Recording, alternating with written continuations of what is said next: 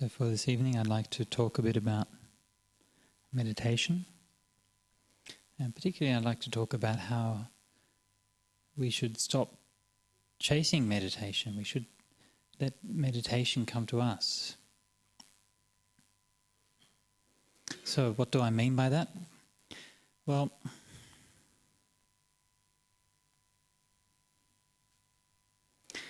when I was in Sydney recently, one of my Vietnamese supporters told me a story of when he and his friends had just arrived in Australia from Vietnam, and it's got nothing to do with meditation, this story, and he and his friends, they just arrived in Perth as it happened, and they wanted to visit the city. They were staying somewhere out in the suburbs. They wanted to visit the city, so they went down to the main street to catch a bus. Only one of them spoke any English at all, okay, and he'd been an English teacher in Vietnam. So they went out to catch the bus to go into the city, and they went to the bus stop, but next to the bus stop was a sign, and the sign said, "No standing."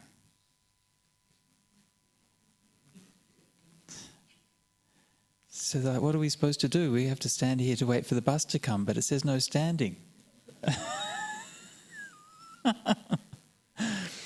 And if you've just come from Vietnam, you're probably a bit nervous about what the government's going to do if you disobey any of the laws, right? So they thought, oh, well, maybe we'll just walk down to the next bus stop and that'll be right. So they walked down to the next bus stop and, oh, there's another no standing sign. What's going on? So then they went down to the third bus stop and there was a seat there. So that, oh, okay, so they can sit down now. So they were fine.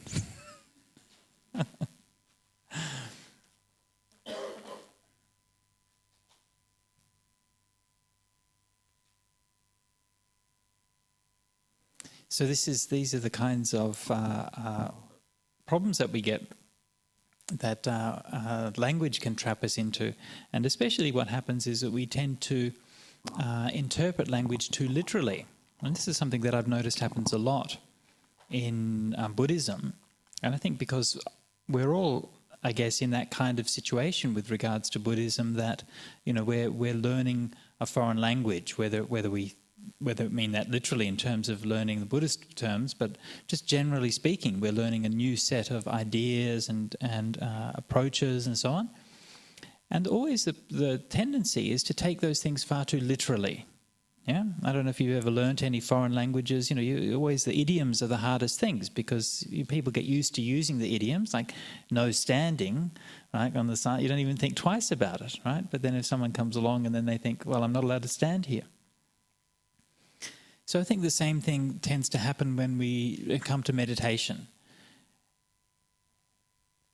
We hear a teaching of Ajahn Chah. So, for example, Ajahn Chah would perhaps describe meditation by saying, we come, we sit down and watch the breath and make our mind peaceful. Right? So it's just a kind of an idiom. It's an expression, the way that he's talked about it in a Thai teaching, and then it's translated into an English teaching, and we say, oh, we have to make our mind peaceful. Right? And then we understand it. We have to make our mind peaceful. Let's make it peaceful. Yeah. Actually, it was just an idiom, and we've taken it far too literally. And this is something that I've been noticing again and again and again when I've been teaching meditation. I think probably the biggest problem with meditation is that we think it's about doing something. We think it's about making our mind peaceful. And I'm astonished. I'm really astonished at how often this comes up. And I've started to note, I don't know whether it's always been this way, or maybe I've just started to notice in the last few months. But even my taxi driver had the same problem. I caught a taxi back from the airport a couple of weeks ago, and we ended up talking about meditation. He's saying, oh yeah, I tried to meditate. Actually, I don't know if he's here tonight. I told him to come to the Buddhist Society. If he's around, I can't see him. Anyway, and he said, I've tried to meditate a few times, but I'm just, I can't stop I try to focus my mind and I can't stop the thoughts from coming in. Yeah? And so many people have told me that there's this problem, and I've even many times I've given Dhamma talks, meditation talks specifically on this topic and specifically talking about it, saying don't try to focus, don't try to pay attention, don't try to stop your mind from thinking. Accept, let go, be at peace. And then at the end of it, people will still ask questions and they'll say, but I try to make my mind pay attention to the meditation object, and then these thoughts come in and I try to push those thoughts away and it doesn't work. What's happening?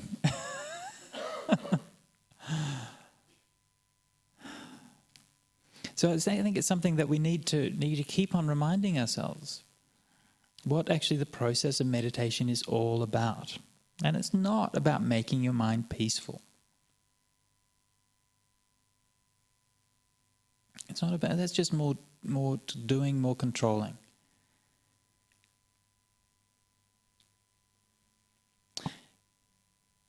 I think one of the problems about this is that when we come to approach Buddhism, we approach it as a subject or something that we have to learn, and so we learn about these kind of ideas and idioms and so on. For example, we hear about a meditation object, right? So you use the word meditation object. The Buddha never used the word meditation object or anything like it. Okay, and that's kind of interesting, isn't it? Yeah. And he didn't really talk about meditation in that kind of way. He would say these are kinds of perceptions that you should develop, right? That's a slightly different way of talking about meditation. In the traditional Theravadan word they use is kammatthana, is a word for a meditation object, right? But kammatthana also is not used by the Buddha, but kammatthana literally means a workplace, right? Kamma is your work, thana is a place, so kammatthana is your workplace. Right, so that's the place you go to do your work. I was thinking about that. I thought maybe a better word to use would be a kilatthana. Yeah, so kila is a play. Yeah, so kilatthana literally would be a PlayStation. Yeah. So what are the different PlayStations that we have? Yeah. So when you think of something as a meditation object, right? It's almost like it's something, an object, right? It's kind of sits there, it's a thing, and then you have to sort of, what do you do with objects? Well, you do things to them, don't you? It's just, somehow it's become externalized, it's become reified.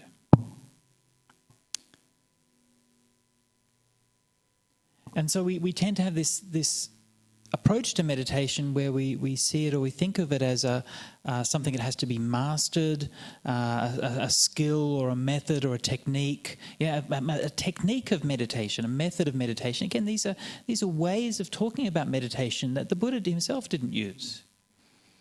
So you use a technique. It's like you have to master a technique, like you sort of master the technique of wood carving or cooking or something like that.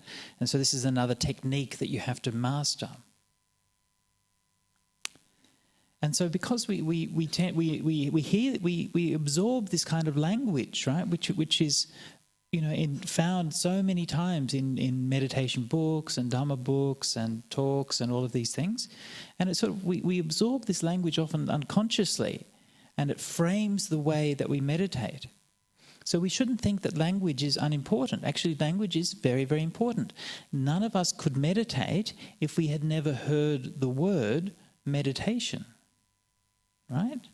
So the word points you towards the thing, and it shapes the way that you experience it. Right? When we hear the words talking about meditation, that will condition the way that we pay attention, the way we use our mind, and will condition what the result of that meditation is. So we should never dismiss these things or regard them as unimportant. On the contrary, they're crucially important. Another one of the big culprits, and I know this is something that Ajahn Brahm talks about quite a lot, or from time to time, is in Pali we have the word samadhi, which is the last factor of the Eightfold Path, yeah, samadhi, and almost always is translated as concentration. Yeah? So we say to develop meditation is to develop concentration. Samadhi has precisely nothing whatsoever to do with concentration. They're completely different kinds of ideas. Yeah? And it's a dreadful translation. It's not even a translation. It's just plucking a word at random that has nothing to do with the actual Indian word samadhi that it's supposed to be translating. Think about this for a minute. What does concentrate mean? What does concentrate mean, right? How do you actually use that in English, in a normal English sense, when you say to concentrate on something? Well, what concentrate means is basically the kids down the back of the class are messing around and not paying attention, and you say, concentrate, right? That's how we use concentration. A concentrate means to make yourself pay attention to something, right, which is intrinsically boring, right? Yeah, if it's fun, you don't have to concentrate. You don't have, kids sitting there watching Star Wars or something like that and say, concentrate, yeah, or playing on the iPhone or something. You say, concentrate, pay attention, right? So to concentrate in English means to make yourself pay attention to something which is intrinsically boring and you'd really rather not be doing it, but you think it's good for you, so you'd better make yourself do it, yeah? And so because we've heard that word, this is what meditation is, then we bring that attitude unconsciously. We don't think like that, right? We don't tell ourselves to do that, but it informs the attitude that we have when we come to meditate. And that notion of concentration has nothing whatsoever to do with what samadhi means in Pali. What samadhi means in Buddhism, but also in general, it's an ancient Indian word used in the meditative cultures of different religions, Hinduism and so on. But it always means a very profound sense of a coalescence, the mind coming together as one, a profound experience of unity, dissolution of boundaries, in infinity and of consciousness, at a profound state of stillness and unity in consciousness. And I think you'll all agree that that's really got nothing to do with what the ordinary English word concentration has as we use it in a day-to-day language. So, if we're not going to let language sort of point us in the wrong direction in meditation, well, how do we talk about it? What kinds of attitudes and approaches do we use that's going to be more useful? Now, one of the things that I find people telling me again and again in meditation is this kind of idea that your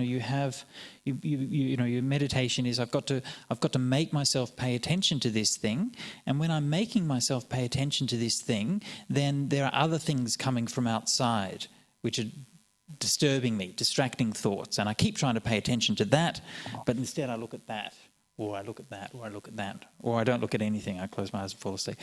So notice, and that's how we often think about meditation, right? So notice what's happening in that way of thinking, that there's, first of all, there's an I, right? There's me in here, right? That's a subject. I'm looking at that thing out there, which is separate from me. That's a meditation object. Yeah, so this is what the problem with that idea of object. It assumes that the object is separate from me in the first place. And because it's separate, therefore I have to make myself pay attention to it because it's something different from me. And then there's a third thing, which is out here, which is all the distracting thoughts and so on. Actually, it's much more than a third thing. It's actually the third and fourth and fifth and sixth and seventh and 7,000th and 8 millionth thing out there, which is trying to stop me from paying attention to this, right? That's a very bizarre way to live your life, frankly. So the secret is, it's all you, right? This is you, and this is you, and this also out here, this is you as well. So if you're thinking that you're kind of you're already divided into all these different bits, and I can't get those bits to do what you want, you've started from the wrong kind of premise, because we've started thinking about a self in here which is separate from the object out there, and I have to make myself pay attention to that object, but then distracting thoughts and so on come from outside and they make me pay attention to the object because I'm something separate from my thoughts. Yeah? And so we don't taste the taste of water. I just made that bit up.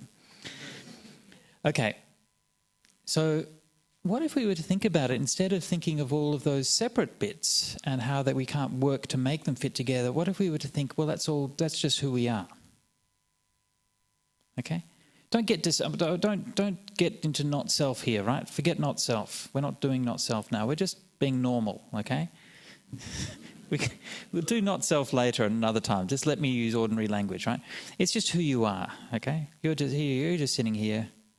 You're conscious. You're aware, and that consciousness has there's different kind of aspects and different things going on within that sphere of consciousness. And in your just sitting here, there's no kind of great separation between like mind and body or inner and outer and these kinds of things. I mean, we can reflect on those things as being different, but actually in our experience, it's just part of how we experience the world, isn't it, right? We experience our body as being here, and we experience sounds out there, and so it's just part of that world of experience which is given, right? And this is another interesting aspect of meditation, which I think is also quite misleading, is we often talk, and I find myself still doing this very often, I'll probably do it many times in this Dhamma talk, but we talk about the present moment, okay? The Buddha never used the word present moment, yeah? Well, mainly because he didn't speak English, okay? But leaving that aside, the Pali word for present moment is paccuppannakhana.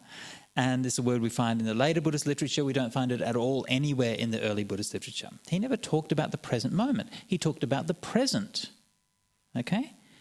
Which is kind of the same, right? But it's also kind of a bit different, isn't it? Yeah? A moment is very tight. Something that's momentary is very small, yeah?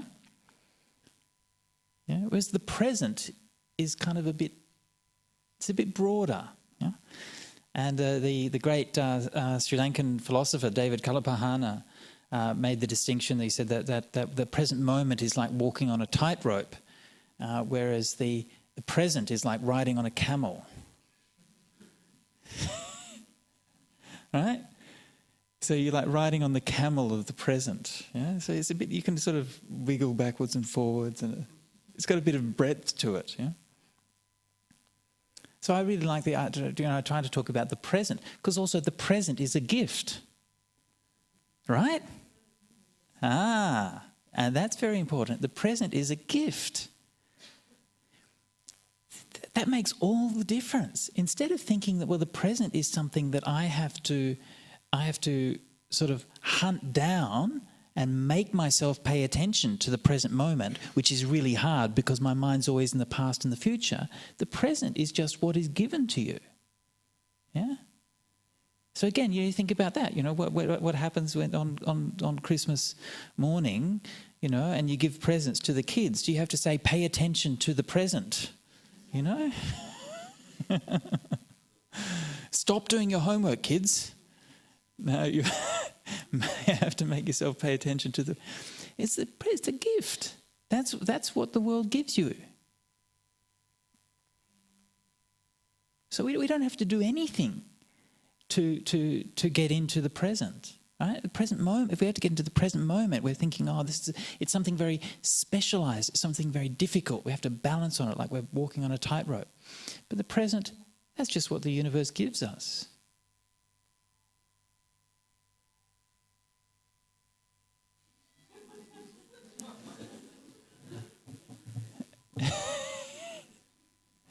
Thank you for that reminder of impermanence.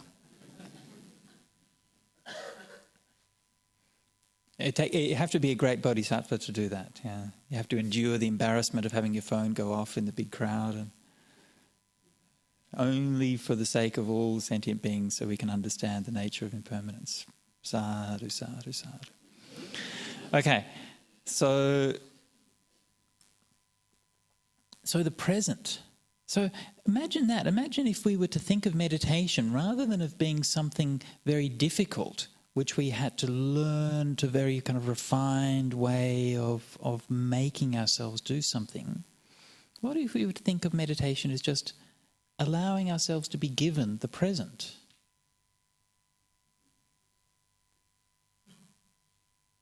Isn't that the easiest thing in the world? Everyone thinks meditation's so hard. How's your meditation going? Oh, yeah, it's really hard. Meditation's the easiest thing in the world. You just have to be given a present. The universe is here. It wants you to be aware of it. What's hard is going out of the present moment. Yeah, going into the past and the future. This is hard, right? Dragging up memories, thinking about them obsessively, making plans, worrying about things. That's really hard work. That's what you have to try so much again and again and again. Just being present, it's easy. Easiest thing in the world. Now,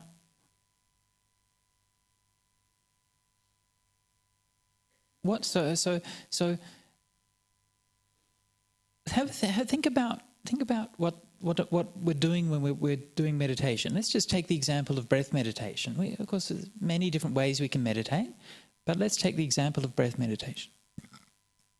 We think of, traditionally they say, breath meditation is a meditation object. It's something out there. Of course, breath isn't an object. It's not something out there. Breath is part of who you are. Breath is what you do. Yeah, breath isn't a thing. It's not an object. It's what you're doing. It's a rhythm. It's in fact the rhythm of life. Yeah. Now, it's an interesting thing about human, I guess probably animal physiology as well, is that we tend to be soothed by things that's like a gentle rhythm, don't we? Yeah.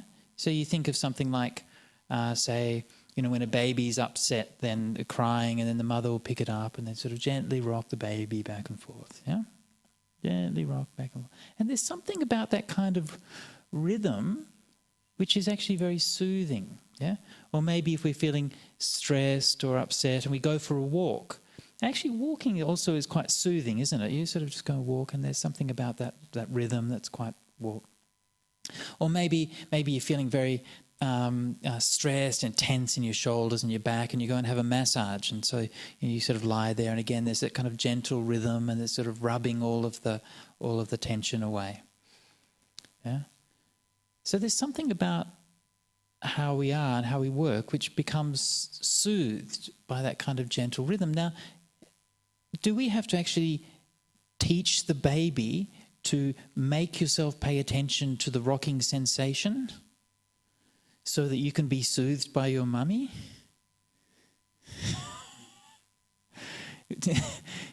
No, baby, don't pay attention to anything else. Make yourself pay attention to the rocking, and then you'll be peaceful, right?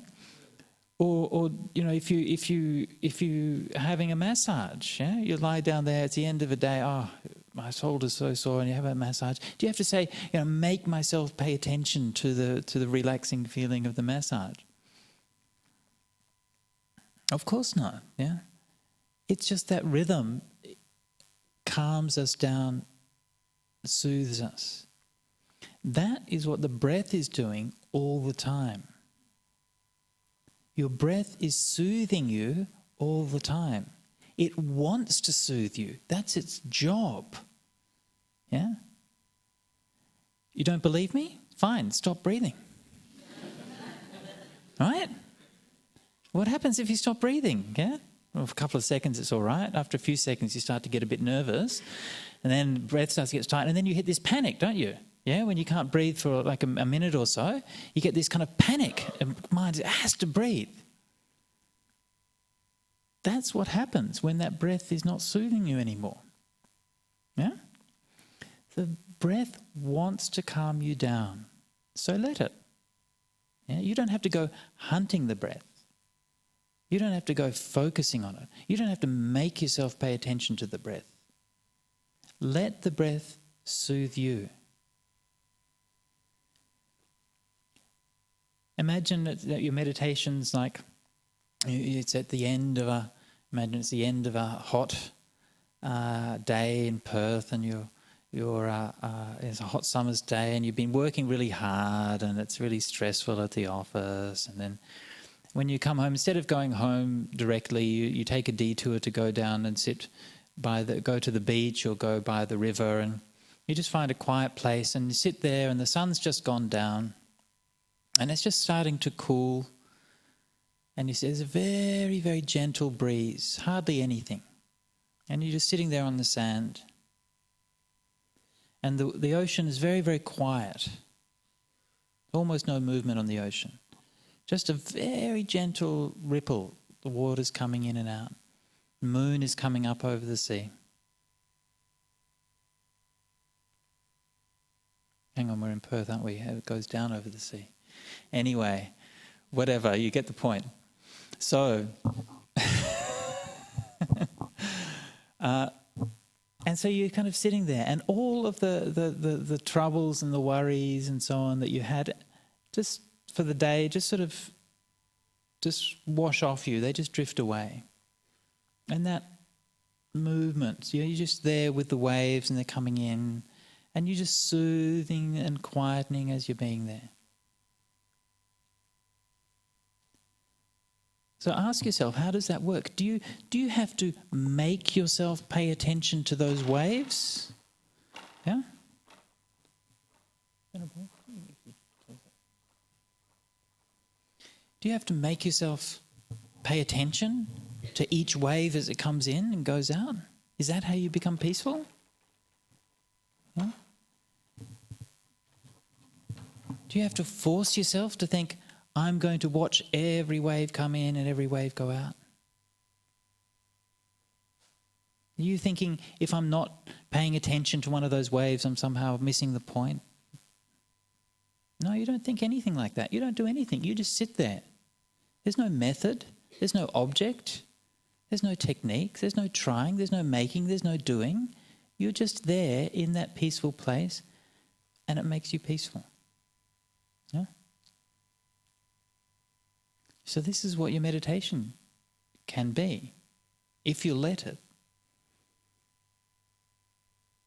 If you stop chasing it, if you stop trying to force it and try to control it. You know, my favourite part of the American Constitution, it's an excellent guide to meditation. Everyone has the right to life, liberty, and the pursuit of happiness. Yeah? Isn't that good? So I think this is terrific. We've all got the right to life, except, you know, there's lots of capital punishment and wars and stuff, and guns and things. And we've all got the right to liberty, except for, you know, the millions of people in jails and stuff, right? So those ones don't seem to be taken all that seriously. But what is taken very seriously is the right to the pursuit of happiness, right? Not the right to happiness, yeah? You have the right to pursue happiness. And you only pursue things that you do not have. Yeah? You do not have the right to happiness, because if you were happy, you'd stop pursuing. Right? So this is what you have. You have the right to pursue, to keep pursuing on and on and on every day of your life. That is what you have the right to do.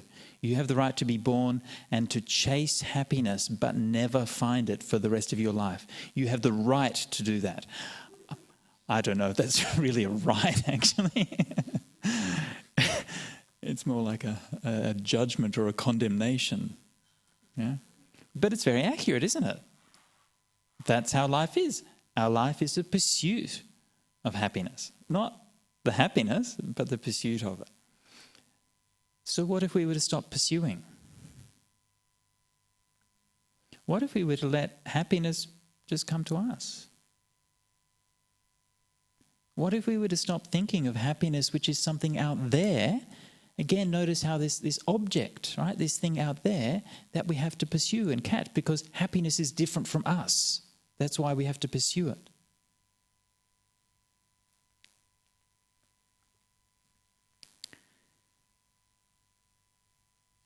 The third thing, you know, in this was where this kind of way I'm talking about meditation. You know, you have the me in here, which is somehow separate from an object there, and then you have the thoughts. And it's very curious how when you're meditating, it's very easy, almost automatic, to perceive the thoughts as being something external, right? That you sit there, you're trying to watch, and then somehow the thoughts, people use this language when they're talking about it. Again, language can be very revealing. So they say, you know, the thoughts keep coming in. Yeah? Oh, I kept being interrupted by thoughts. And so it's almost as if the thoughts are another person, right? There's something outside you. Yeah, so you're sitting there, and often we do that in meditation, don't we? We sit there and we have like conversations or arguments and so on and so forth. And so it's this idea that thoughts are separate from who we are, and they keep on coming in and annoying us. Which it's a little bit worrying, isn't it? Because when you start to realise actually it's just you, you're all alone, you're sitting there, all of those thoughts are coming in, there's nobody there, it's just you. So why do we experience these thoughts as outside? Why does it feel like those thoughts are not me? Well, this is what in psychology they call integration, right? So integration simply means that all the different parts of your mind and who you are kind of working together. They're all communicating and integrated, I guess, right? So when parts of your psyche are not integrated, right? So when there are parts of who you are that you don't like, that you don't want, right? That you reject, then you sort of shove them outside. You try to put them into another room and close the door and hope that they're going to stay there. And then they speak and they say things. This is why we experience those voices as suffering. Yeah? We actually don't want to be hearing those voices because those voices are part of ourselves that we don't really accept, that we don't really love.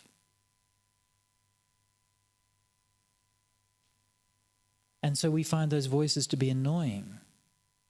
There's this kind of irritation, this kind of grit to them. If only those voices could be silent. If only they just shut up.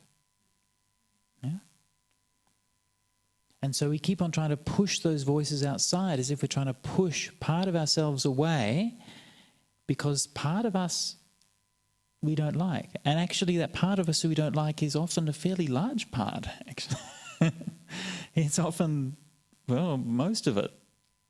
So rather than trying to push all those things away, what if we were to invite them all in? What if we were to say, that these voices are like unpleasant relatives,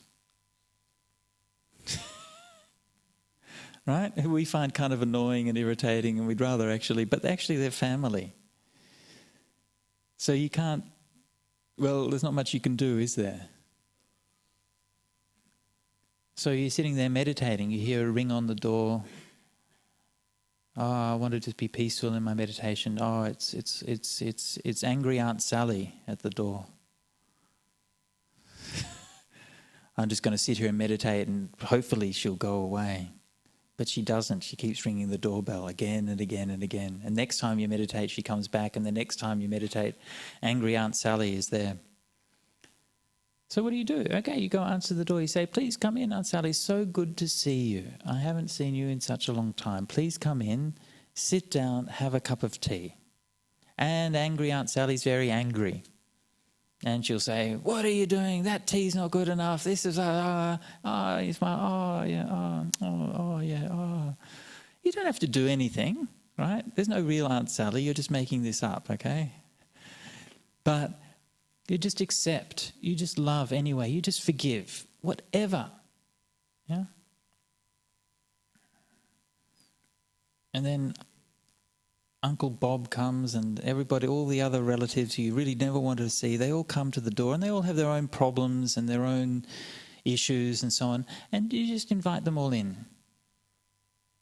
Come, join me. Be part of me. Let me listen to your story. What happens when, if you're thinking in your family, with your kids or whatever, that they have some kind of problem, they have some kind of suffering, and they want to talk to you about it. Mum, this happened to me, or Dad, this happened to me, or something, and you just say, "Shut up, kid! Stop annoying me! Get out of here!" Right? It wants to keep coming up. They have something to say. Yeah. So you listen. Oh, okay. You listen. Yeah? You don't have to do anything else, usually, right? It's just to have that attitude of compassion and loving and kindness. You listen, you let that in. Oh, okay. Oh, okay. And that's enough. right? Then that energy is then released. If those parts of your mind which are not integrated, they're locked away, right? They feel like they're being listened to. They feel like they're being accepted. They feel like they're being loved. And when they feel like that, they're not going to be so worried. They're not going to be so tense. They'll gradually quieten down. They're not going to quieten down because you tell them to be quiet. They quieten down because they don't have anything to be noisy about. They don't have anything to be angry about. You know, what do you do? I'm sure most of you probably have much more experience with this than I do, but what do you do with, how do you get children to be quiet, right? Children are running around being noisy. What do? Do you tell them, shut up, kid? Sit down, shut up, be quiet. Well, in the old days you could do that, right? These days you give them an iPad, yeah? Problem solved, yeah? Okay, so you cause developmental issues or whatever, then that's a problem in the future. But for the moment, anyway, problem solved, right? Why are they quiet, right, when they're playing with the iPad? Because they're having fun, because they like it, yeah? And they'll keep on doing that, and they'll keep on being quiet as long as they can, as long as you give them the chance, or until they get bored, until it's not fun anymore.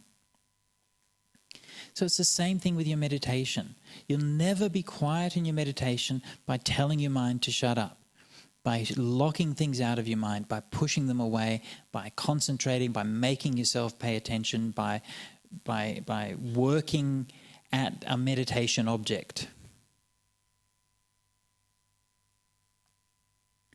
If you want to be quiet, the only way that you'll find quietness and peace in your meditation is when all the parts of who you are feel accepted, when they all feel understood, when they all feel loved.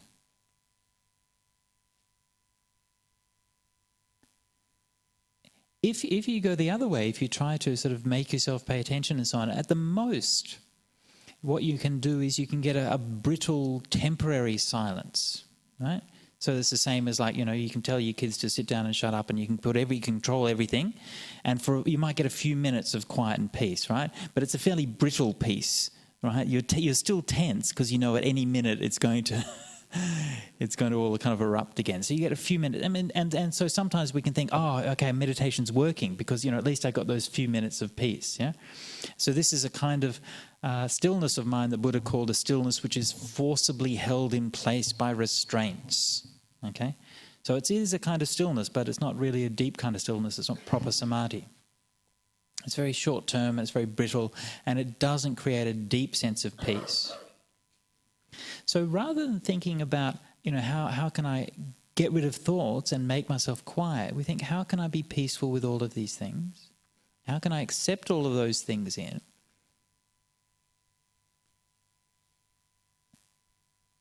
And then let them find their own peace, let them find their own quiet.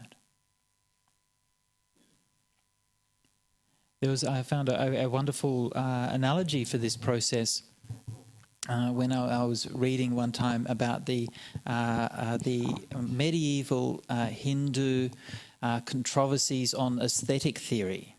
Okay, now this is probably not something which most of you have been deeply concerned with in the past, but in Indian aesthetic theory of different poetry and so on, then they have a theory. It's a little bit like the English ideas of like genres. You have drama and comedy and so on and so forth. So in the Indian theory, each work of art has a rasa. Okay, a rasa is a flavour.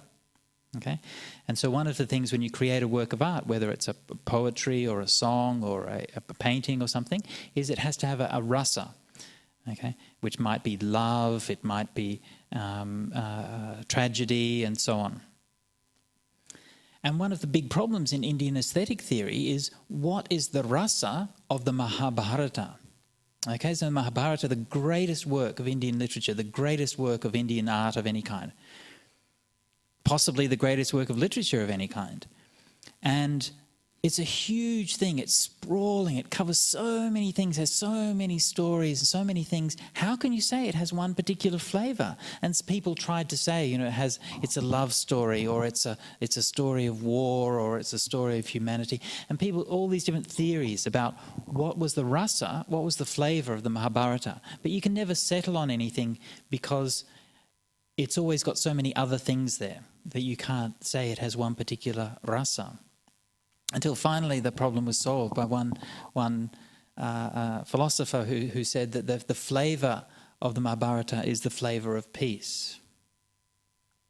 Shantarasa, which actually is not one of the proper rasas at all, but he just made that up, okay? The Shantarasa, the flavour of peace. And if you're familiar with the Mahabharata, then you know this is completely mad. Right? The Mahabharata is a war story. It's full of violence. It's full of politics. It's full of betrayal and lust and all of these kinds of things that go on in the world. How can you possibly say that the flavour of the Mahabharata is the flavour of peace? And of course the answer to that question is that that's precisely why it has the flavour of peace, because it allows all of those things to exist. It doesn't make any distinction. It doesn't filter out and judge. It doesn't say this is okay and that isn't okay. It's all of those things, all of those different aspects of life can come in and they can be accepted, and they're all just part of that story, part of that one thing.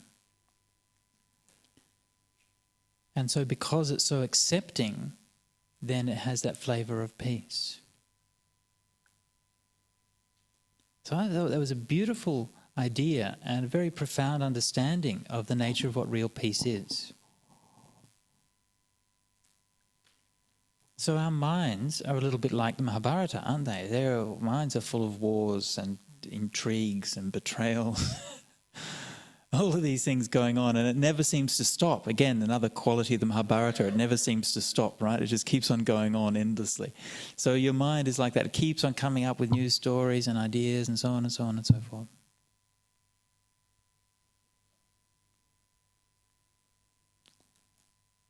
So how do we find that peace? How do we allow all of those things to be there without making a problem out of them? So when we come to meditation, when we come to watch our breath, or whatever meditation we're doing, let's say we're watching our breath. And again, these idioms, I can't help but using them. We're watching our breath implies I'm in here, my breath is over there, and I have to watch it. Like I'm watching, watching something, watching the telly is over in the corner, or I'm watching something to make sure that, make sure the kids are safe or whatever. But it's not like that. You sit down there to meditate on the breath, be mindful of the breath. Let the breath come and soothe you. Think of the breath like those waves, or think of like you're a little baby, you're being held in your mum's arms and just being rocked backwards and forwards. Let the breath come and soothe you. The breath has that natural quality of peacefulness. So don't think in terms of like, how do I get this meditation object? How do I, develop these different stages of meditation and all of these kinds of things? I mean, there are some things that we can learn from understanding the different stages of meditation in Buddhism. I'm not saying that it's wrong to learn and understand these things, but the point is just that a bit like that story I gave at the beginning of those people who are kind of doing the standing by the no standing sign, right? So we take them too literally, instead of using them for what they're meant to be used for. The purpose of learning and studying and understanding about the different meditations is so that it can help us to make our mind peaceful, right? It's not so that we can make ourselves get to every one of those stages. So if that study and reading the meditation books or hearing the different meditation teachings, if that's helping us to become more peaceful, then that's terrific, right?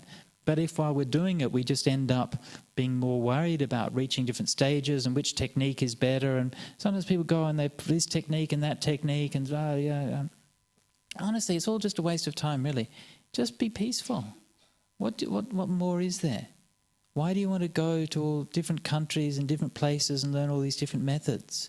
Just be mindful. Be peaceful. That's the only method that matters. Let the breath wants you to calm down. If you only will let it, get out of the way, stop trying to force, stop trying to control, let the breath soothe you. Let peace come to you.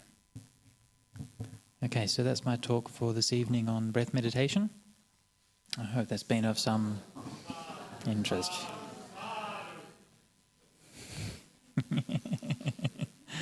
Okay, so I believe that our overseas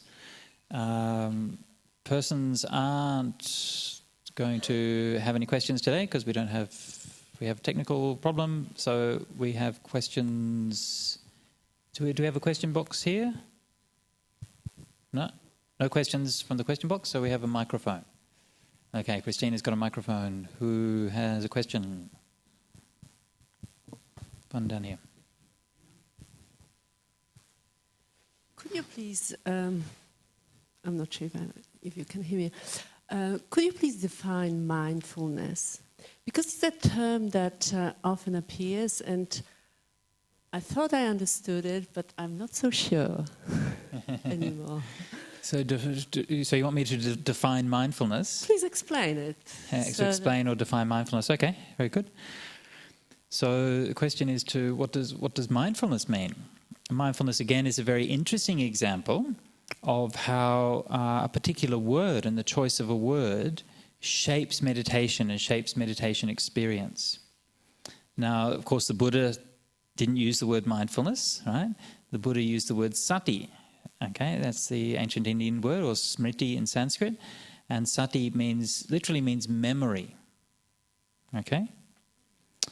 So when Buddha said anapanasati, we translate it as mindfulness of breathing. If we translate it very literally, it would be memory of breathing or remembering the breath. Okay, remembering the breath. Venerable Thanissaro has a very good translation, I think, of that. He says, keeping the breath in mind. Yeah, so this idea of keeping it in mind. Just very briefly, with what happened with the English translation, it was actually invented in the 19th century. The translation mindfulness was first used by the great English Buddhist scholar Thomas Rhys-Davids, and he translated sati as mindfulness. The curious thing is, of course, Rhys-Davids had never meditated. Okay, so in those days, nobody in England did meditation, right? So he's very interested in Buddhist philosophy and history and so on, but not meditation. But somehow he had this kind of intuition or idea about what sati meant, and he translated it as mindfulness, and it caught on, and then it's kind of shaped our experience of meditation since then. So mindfulness, the way that it's used in when the Buddha was talking about it, it definitely has that idea. The main idea it has is of continuity. Okay, so this is what memory does. So memory makes a continuity. It makes a connection between the past and the present, right? So it keeps that. It means that your life is not just a series of fragments, right? Life is not just grains of sand that are disconnected from each other, but they're connected, and that connection has a meaning. So to keep something in mind, yeah, through the meditation, so you're keeping the breath in mind. Yeah? Actually, the best definition that I've seen in a Buddhist text of that was by a Sangha in his Abhidharma Samuccaya, who he defined sati as the continual bearing in mind of the previously experienced object. Okay? So what that means is that when, for example, you're watching the breath, that you keep that breath in mind, you keep the mind coming back to it. So the aspect of mindfulness as such means keeping that in mind. Yeah. Okay.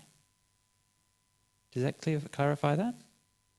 It goes slightly against my understanding so far, because my understanding was more full presence. Uh-huh. As in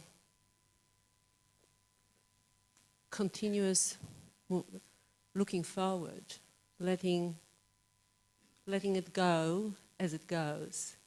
And so notice how you're using your hands with that. You've still got this idea that mindfulness is here and all that other stuff is out there. Yeah? Mindfulness is like that's this. That's what I'm explaining. Hello world, come. Yeah? That used to be my understanding, so you suddenly broadened my understanding of It's interesting, isn't it, that we still have that it's so deeply ingrained. What the idea of full presence that you mentioned is probably closer to. I mean, these things are just words. They're all just words talking about an experience, right? So we can't be too insistent on them. But it's probably closer to what the Buddha used another word, sampajanya, which has that idea of like all-round knowing, or like clear comprehension. They often translate it as, and actually that word sampajanya is probably actually closer in meaning to what we often use the word mindfulness for in the current day. Yeah. So, for example, often we use the term like mindfulness in daily life, right? So you should be mindful whatever you're doing. But when the Buddha was talking about that, he usually used the word sampajanya rather than the word mindfulness. So to me, it encompasses awareness, acceptance. Mm-hmm. Yes. So, yeah, I know they are words, but when we talk about it, we have to use words. Yes. Yeah. Thank you. Otherwise, we just can grunt at each other. It doesn't get you very far.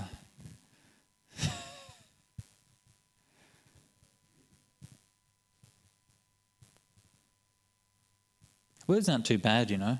Words get a bad rap in meditation circles, but they're not too bad.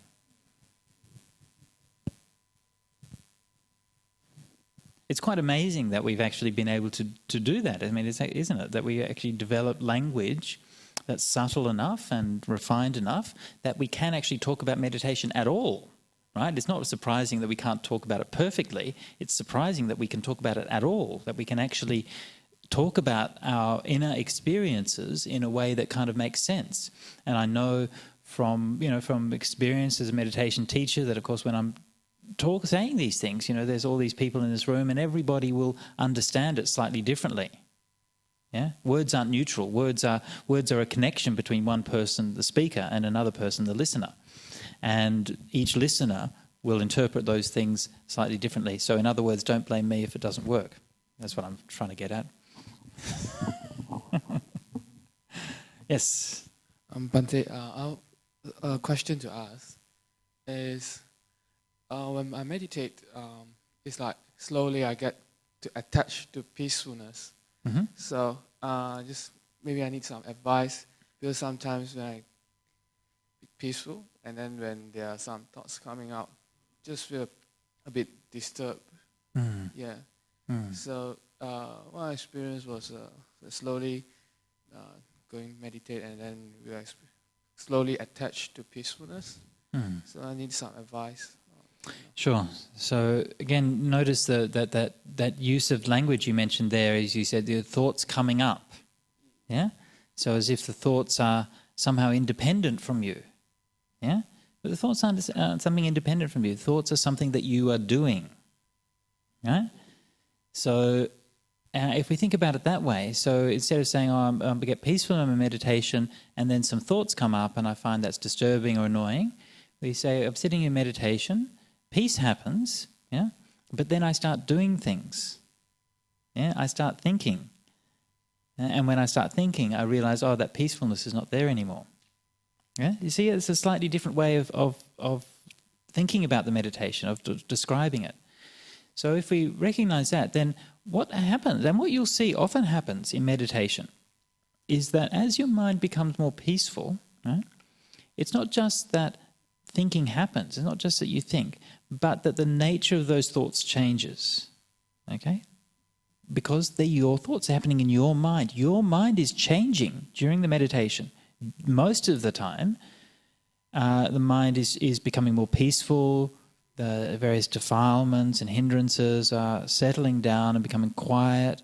And so the thoughts will tend to be more better thoughts, more clear, or more insightful. Perhaps there'll be like answers to problems they've been worried about and so on. Not always, because the mind's tricky and complicated, right? Sometimes it'll be the opposite. But that's just overall, that's the tendency. But generally speaking, what happens is as you settle down deeper into the meditation, the thoughts come from deeper parts of your own mind. Okay? And that's why you keep on feeling them as something which is objective to you. The thoughts come up. Yeah? there's something outside of your experience. It's not me thinking them, because it's something that's a bit new, it's a bit different. Okay? So just accept them. Instead of thinking, oh, this thought is disturbing me, you think to yourself, when I act in that way, that's teaching me something about myself that I didn't know before. Yeah? I can learn from that thought. Yeah? Now, that doesn't mean you get caught up in the thought, right? It doesn't mean you start following it along, right, and pursuing it, but it means you say, I didn't know I was interested in that. I didn't know that was still worrying me after all these years. Yeah? I didn't know that I, liked raspberry ice cream so much. Yeah? So all of these, where are these thoughts coming? What do they? You can just sort of reflect on it. Okay, that's actually the fact that you're doing something in that moment is telling you something about yourself. And again, you don't have to make a big deal about it. These things happen all the time. But you just say, okay. And then come back to the meditation. So if you think about it as something which is showing you something rather than something which is disturbing your peace, again, this idea that I'm here and I'm peaceful and these things are outside and they want to disturb my peace, you think, okay, I'm learning something from that. All right. That's why the peace is valuable, right? Because you can learn more about yourself. Sadhu Bhante. Okay.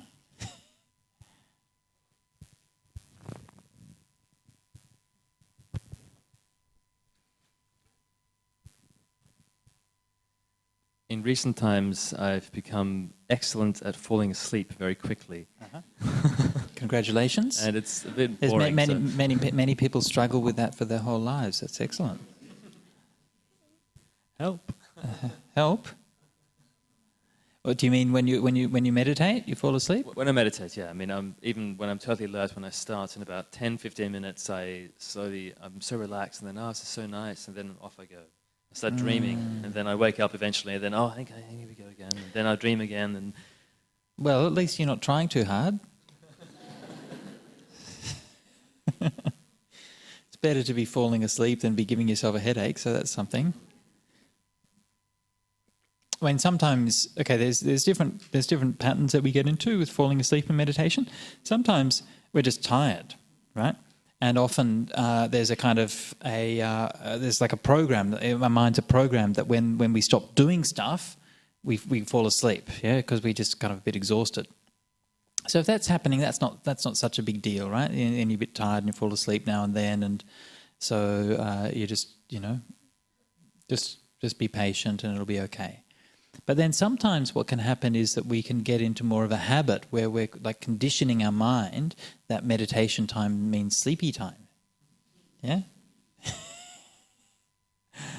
And so that can be something which is quite hard to break out of. Yeah. So what I would suggest with that one, the first thing to do is short meditations. Right? So you mentioned after how many? 10, 15 minutes? Yeah, the mind will start to close down. Okay, so meditate less than that. Yeah, just meditate for 5 minutes. Yeah, meditate for 5 minutes, have a nice clear meditation, then stand up. Okay, do what you're doing, and then come back and meditate for another 5 minutes. Yeah, and you do that for a while, and let that condition you, so that your conditioning is that meditation is the time that I'm awake. Yeah, and so you do that for a few weeks, and then maybe try extending it to 10 minutes. Yeah, don't be in a hurry, and gradually extend it to 10 minutes. You can do lots of short 5-minute meditations. You don't have to meditate less, but just meditate in shorter bits.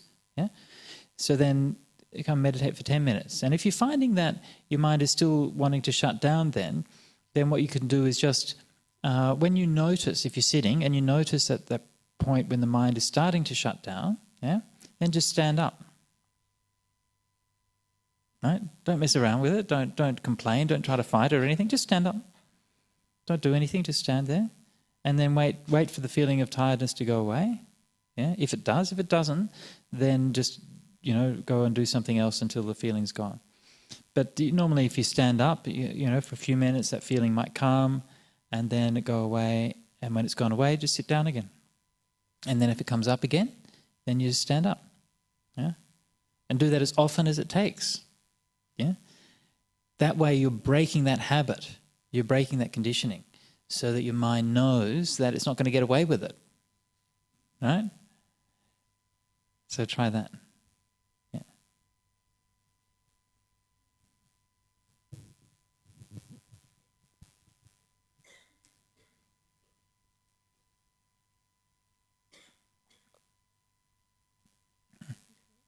What? I wanted to let you have your water. Oh, please no, go ahead. Yeah. What I wanted to ask was similar to that. You kind of answered it with the standing up comment. I find when I try to meditate, my biggest thing is physical discomfort. And I know, as you said, it's me thinking these thoughts. It's me making myself more aware of the physical discomfort. And it's you trying as well. And it almost seems the harder I try, the worse it gets. As Yoda said, do or do not, there is no try. Even just before when we were sitting here meditating, I think I moved about 50 times all up. And I kept thinking, I hope I'm not disturbing other people, but I can't seem to get my mind away from it. Okay, so there's that physical discomfort, okay? So the first thing is that the fact that you're experiencing that physical discomfort is not a bad thing, right? What it means is that you're becoming more aware. Yeah, I mean, you know, so when if you're sitting in meditation and you just get a little itch or something like that, and it just becomes this nightmare, right? Well, why is that? Well, it's because you're more conscious. That's the whole point of meditation, is to become more aware. So, of course, everything is experienced more vividly. Sounds are experienced so vividly, yeah? I don't know if you've ever had the experience where if you've got like a watch or a clock or something and you've misplaced it and you need to find it again, best way is to just go and sit meditation, yeah? And then after 5 or 10 minutes, you can hear it, tick, tick, tick. Oh, okay, that's where it is. It's an excellent method for finding watches. Yeah? Also, solving crosswords, very good. Yeah, I have a friend in Sydney who taught his dad to meditate, and he said he asked his dad, how's the meditation going? And he said, it's really good. It really helps me with my crosswords. So whenever he comes to an answer that he can't get, then he'll go and sit in meditation. There's the answer. That's what the Buddha said, yeah? Your mind becomes peaceful. You see things as they really are, yeah? So you see the crossword answer as it really is. Yeah, that's someone who really understands the purpose of meditation. So to come back to this, you're becoming more aware of all of those sensations. And that's not a bad thing, right? That's a good thing, actually. But it's also true that most of those sensations are a bit kind of irritating and a bit painful, anywhere from just being kind of mildly distracting to being extremely painful. So we can do ordinary physical things to try to help that. Okay, so the most obvious one is to sit in a chair, right? And people are very different when it comes to sitting cross-legged and sitting on the floor. Some people can do it and they're very comfortable. Others are not. So if that's a problem, then just try sitting in a chair and see how that goes. Yeah. Apart from that, another thing that you can do is, if you find, because sometimes what happens, sometimes it's not the physical posture so much, but it's more the intensity of our awareness, our self-consciousness of those feelings. It sounds like maybe that's more the issue here. That kind of sounds like it could be, because I do feel that discomfort in a kind of different way than a normal physical pain. Like it's very hard to describe, but it's almost like I can't not move. Like I feel like if I don't move it, I'm going to just go crazy. Like it's like I'm so consciously aware of this little pain or large pain. Yeah. Okay, well, again, a very simple thing to do with that would be to do walking meditation. Okay. Yeah, walking meditation is great, and unfortunately, we don't have enough room in here to do walking meditation now. But basically, the idea is that you have a path. It's usually about 20 paces long. When you do walking meditation, you should have a defined length of path. Okay, you don't just walk as long as you want, and you don't walk around in circles, because then your mind goes around in circles. Okay, you have a defined path, and you stop at the end of it. So your mind stops at the end of it, and just walk mindfully backwards and forwards. Yeah. But again, part of it is it's not so much about, you can do different meditation objects while you're doing the walking meditation. You can watch your breath, or you can just be mindful of the sensation of walking, or you can do metta, loving kindness, or whatever you want. That's fine. But the main thing about it is just, again, that soothing posture, yeah? That when walking is just naturally soothing. I think actually we're kind of, maybe it's evolution or something. I think we're quite adapted to just walking for many hours every day. And I think the human body's actually, that's what it's supposed to do, really. So walking is quite just naturally soothing. So just walking backwards and forwards. And so maybe the thing to do would be to do walking meditation until you feel quite peaceful. And maybe keep, if you can, it depends on your situation, but if you can, have like a chair or something like that just next to your walking meditation path. So you walk backwards and forwards maybe for 20 minutes, half an hour, something, until you feel nice and peaceful. And then just sit down on the chair and meditate just for 5 minutes. Yeah? Make it more until you feel peaceful, and then if you want to do more walking meditation, then you can do more walking meditation. So you do that until you feel really comfortable with that feeling of sitting. Yeah, and let that peacefulness lead you, rather than letting, because often what happens is we let our desire to meditate lead us. I want to be able to sit. I want to be out, and so our desire is out there, and we're back here, and we're still pursuing happiness, right? And we're pursuing this idea. So, but let your peacefulness lead you. Yeah. So you just, I'm feeling peaceful for that 5 minutes. Oh, that's good enough. 5 minutes of being peaceful is fine. 10 minutes of being peaceful is fine, whatever it is. And then when you're feeling that agitation coming, then just get up and do some more walking. Yeah? Thank you so much. Okay, well, try it out and see how it goes.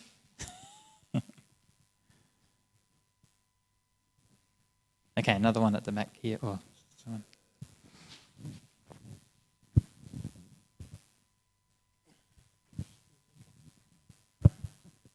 Ajahn, speaking of words and language, if you'll excuse the pun, do you think the word dukkha directly translates to suffering in English? Does dukkha directly translate as suffering in English? Well, I don't know about directly, but I don't think it's too bad. Yeah, I know a lot of people don't like it very much. They think suffering, they don't like talking about suffering very much. But I think that's more because people don't like talking about suffering. I've never found any particularly. I never found it particularly inappropriate. Yeah, I mean, it certainly is used in Buddhism more broadly than just sort of suffering or painful feeling, right? But I haven't come across a better one. Yeah, better translation. I guess that's where I'm heading. Is it something more refined than physical pain? Because right. I presume even an enlightened being would experience physical pain. That's right. Yeah. That's right. They still suffer. Arahants still suffer. So enlightenment's not the total absence of. Well, no, we distinguish between the enlightenment that a person experiences in this life that we call becoming an arahant or becoming enlightened. And so then you don't have any mental suffering, right? So you don't have any stressful emotions and so on, but you still you get sick and so on, so you still feel that physical pain.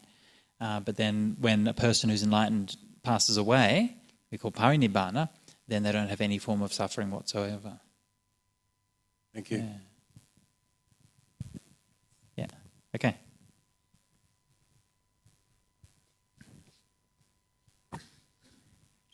I can't help but think of Wittgenstein's quote, there are no philosophical problems, but only language problems. Uh-huh. But I suppose where I want to go is we're talking about language and use of words. And we've used the word happiness quite a lot tonight. I think, for example, the philosopher Plato would have called happiness eudaimonia, which meant human flourishing. Right. When, say, in a Buddhist context, we refer to happiness, what exactly are we trying to define? And what's the definition for happiness? What's the definition of happiness? I don't know about definition, but yeah, familiar with that that idea in the Greeks, they distinguish between eudaimonic happiness and hedonic happiness, which you also experience. But the word we're using in Buddhism actually would encompass both of those things. The most common word for happiness in Buddhism is sukha, which is opposed to dukkha, which is for unhappiness or suffering, right? And sukha, literally it means basically just wellness or goodness, and suffering means badness, basically. Now, they are used in an ordinary language sense, just of ordinary physical pleasure and physical pain. Okay, so that's the most basic meaning of it. They're also used in a more subtle sense for psychological pleasure and psychological pain, right? So you have a happy emotion, and that then becomes extended and becomes used for states of pleasure and happiness that you experience, say through meditation, through practice of jhanas and so on. Interesting thing is that in the way the Buddha talked, the word happiness or sukha is so closely related to jhana that they can actually be synonyms. And the Buddha can actually use the word sukha, meaning pleasure, actually as a word for jhanas. So I'll give you an example of that. If when we do the meal offering for the Sangha, and then during the meal offering, then the Sangha will do the chant, and part of the chant is Ayuwanno Sukhang Balang. Yeah? So this is like a blessing, and it's not really a blessing, but it's the idea that if somebody who gives and has practiced generosity, then they will receive these 4 benefits. Ayuwanno Sukhang Balang. Ayu means a long life, Wanna means beauty, Sukha means happiness, and Bala means strength or good health. Right? But the Buddha also gave all of those terms a spiritual definition as well as an ordinary physical definition. And so the spiritual definition, the Ayu is what they call the 4 iddhipadas or bases of psychic power. Wanna is keeping precepts. Sukha is pleasure, is the 4 jhanas. Yeah? And then Bala or health is the strength to be able to overcome all defilements and become enlightened. So in that context, the word sukha or pleasure is almost it's almost a synonym of the practice of the 4 jhanas. And so when it comes to that kind of level, and when you're looking at what the meaning of the word pleasure is in the spiritual sense, right? It's much more defined in the terms of the absence of things which cause suffering. And so the Buddha used these kinds of similes. So say, he said, the experience of the happiness in meditation is like the experience of happiness of a man who's let out of jail. Right? Now that's an interesting one, because the happiness of someone let out of jail is not exactly a feeling, is it? Right? A person who's let out of jail, different people let out of jail would have different feelings, right?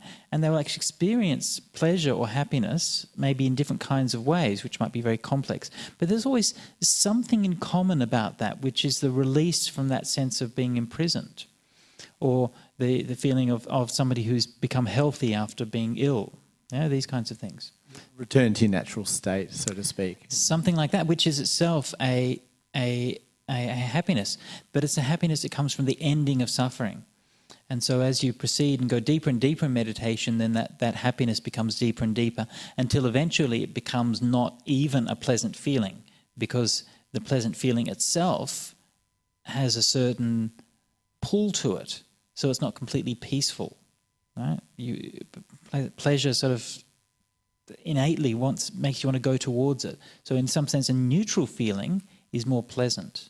Yeah? So this is what the Buddha is talking about, the 4th jhana and the higher jhanas, is even that neutral feeling is a deeper form of happiness than a pleasant feeling. And then beyond that, of course, then there's the letting go of all defilements, letting go of all suffering, and then that's the ultimate happiness of nibbana, the Buddha called paramang sukhang, which has nothing to do with any kind of feeling.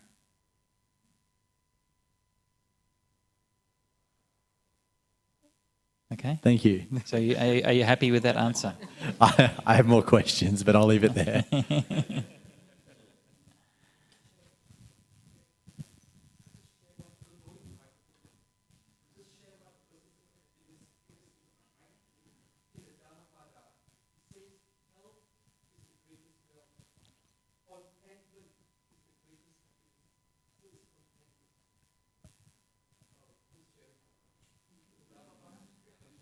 Thanks very much, Eddie. That's terrific. Thank you. Yeah, that's good.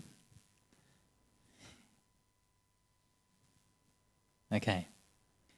If there are no more questions, any more? Oh, we have one more. Ajahn, when trying to settle mind in a peaceful way, why always the worrying thoughts are coming rather than pressure thoughts? So again, notice how the language you're using is exactly how I was talking about before. You're trying to be peaceful, yeah?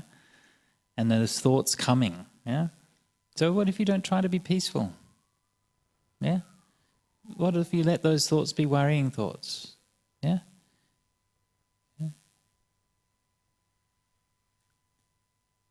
It's actually quite natural because the mind is naturally conditioned to emphasize the negative in many ways. And I think part of that is evolution, right? If you think in the most kind of basic terms, right, where here we are living in the forest or living in the jungles and we've got to try to survive, and how have we survived?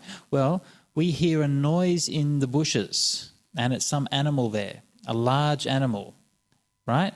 It's either a deer or a tiger, right? Now, if it's a deer, then we've got dinner. If it's a tiger, we are dinner. Yeah? Now, we can go without dinner for a night and we'll be survived. We can go without dinner for 2 or 3 nights, right? So if we mistakenly let a few deer go, we can still survive. But only one tiger and we're finished. Yeah? So this is why we're always kind of, I think, alerted to, I think this is an important aspect of conditioning, evolutionary conditioning. I mean, that's just an example, but this idea that we have to, we're sort of being conditioned to be alert to what might go wrong, yeah, to worry about things. And that's just how our mind's conditioned, that's all. So remember that that's just something that we do. We do because it's a habit, we do because it's reinforced, because ads are telling us to worry about things, because insurance companies are telling us to worry about things. Yeah? I was talking to someone who was selling insurance the other day, and they were saying that, you know, they'd gone to a seminar and stuff, and that's exactly what they were told. You know, you have to make people worry about things. That's how you sell insurance. So just accept those things. Just love them. Don't try to make them go away. Yeah? Worrying mind is a mind which is suffering. So what do you do when somebody's suffering? Give them a hug. Give them a cup of tea. Give them a kind word. Yeah? And rather than trying to push them away and send them out, let them come in. Okay, that's all right. Be peaceful. Be kind. And then let those worries be worries. Don't try to push them away. Don't try to make them be something else. Yeah? That's just part of you who's just doing something at that moment. Accept that. Let it go. Let them just be peaceful. Okay?